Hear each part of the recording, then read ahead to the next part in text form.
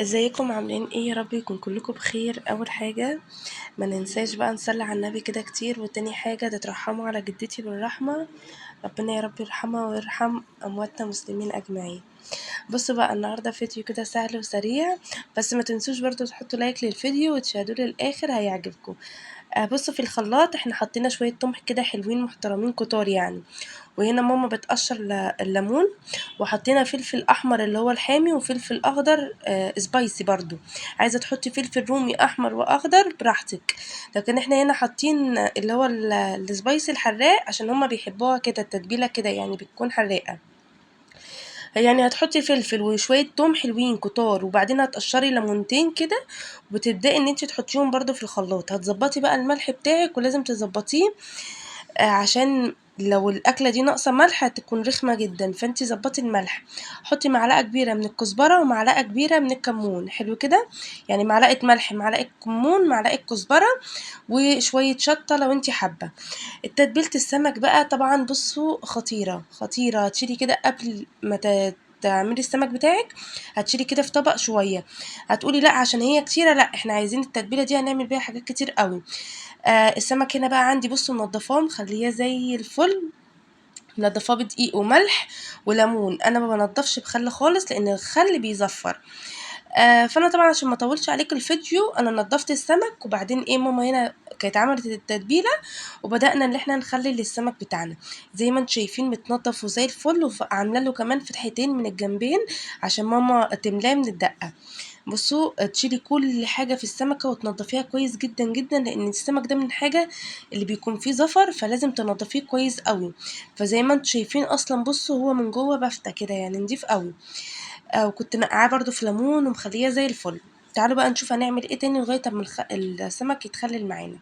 معايا بصل، وحطينا زيت، وهتسيبيه لغاية اما يتحمر خالص، لان الرز بتاع السمك او رز الصيادية بمعنى اصح لازم يكون واخد لون.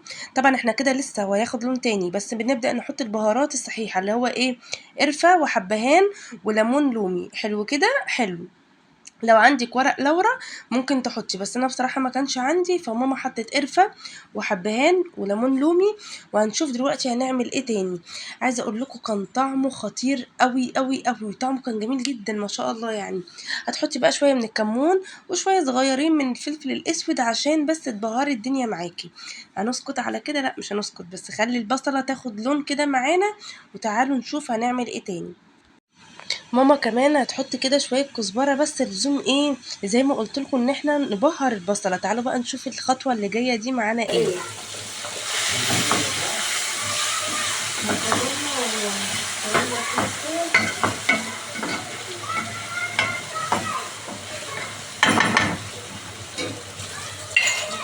زي ما شفتوا بقى ماما حطت معلقة مليانة من اللي هي الدقة بتاعت السمك. عايزة اقول لكم هتودلكوا الرز بتاعكم في حتة تانية خالص، طعم وريحة ما حصلش.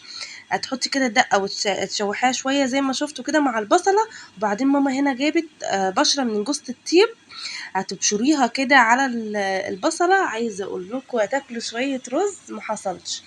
كان طعمه جميل جدا جدا، كان مفلفل وكان خطير بصراحة يعني. هنا بقى كان كمان البتنجانة، ماما كانت بتنجانية كده شوتها على النار، وبعدين اول ما بتقشريها بتبدأي تحطيها كده في الطبق، تحطي شوية خل، ما تنسيش نص ليمونة، وتقلبي البتنجان كده كله مع بعضه. طبعا هنعمل البابا غنوج طعمه جميل جدا، ولازم يكون التست بتاعه من تست السمك بتاعك او الاكل اللي انت هتعمليه.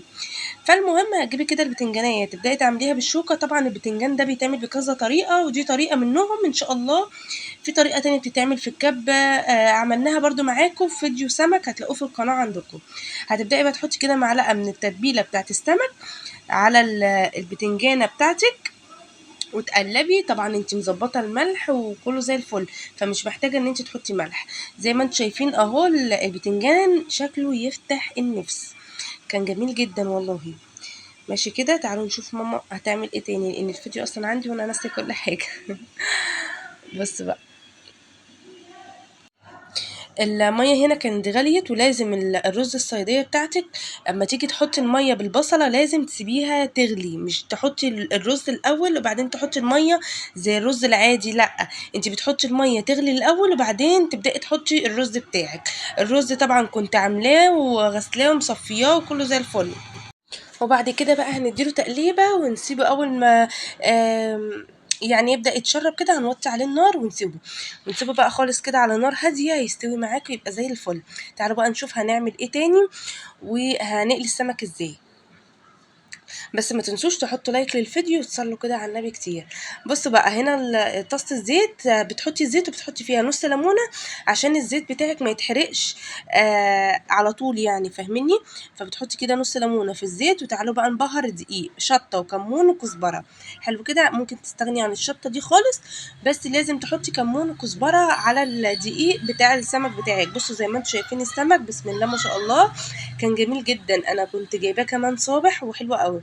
كان ساعتها الكيلو عامل 110 باين، كان عامل 110 الكيلو.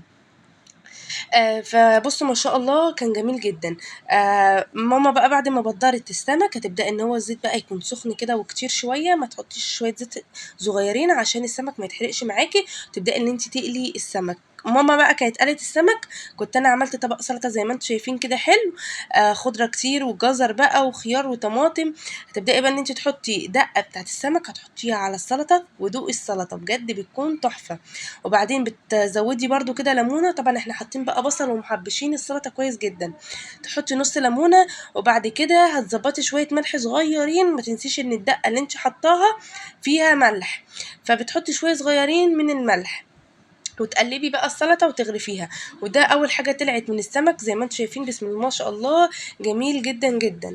تمام كده كل حاجه ماشيه زي الفل. وهنا كمان الرز كان استوى، وزي ما انتم شايفين الرز مفلفل وجميل جدا بسم الله ما شاء الله. وريحته كانت تهبل تهبل، وبالذات بقى لما ماما حطت الدقه كان الرز طعمه خطير بجد والله يا جماعه. جربوه بنفس الوصفه وبنفس التكات يعني، الوصفه دي خلاص المهم. كان حلو قوي. هنا بقى هتبدأي ان احنا كنا عاملين كده عصير جوافة باللبن، لان الفيديو ده اصلا كان في رمضان يعني.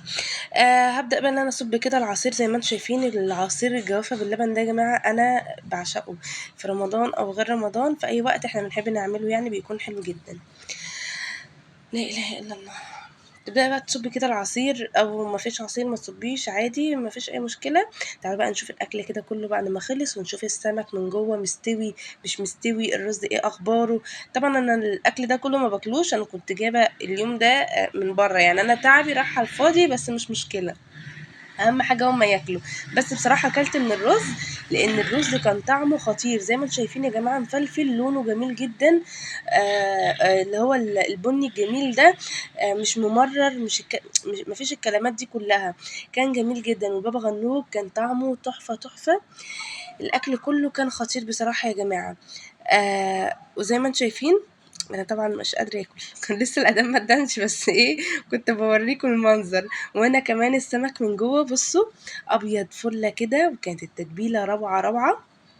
ما تنسوش بقى تحطوا لايك وتشوفوا الفيديو للاخر، واستنوني بقى في فيديو جديد، وباي باي.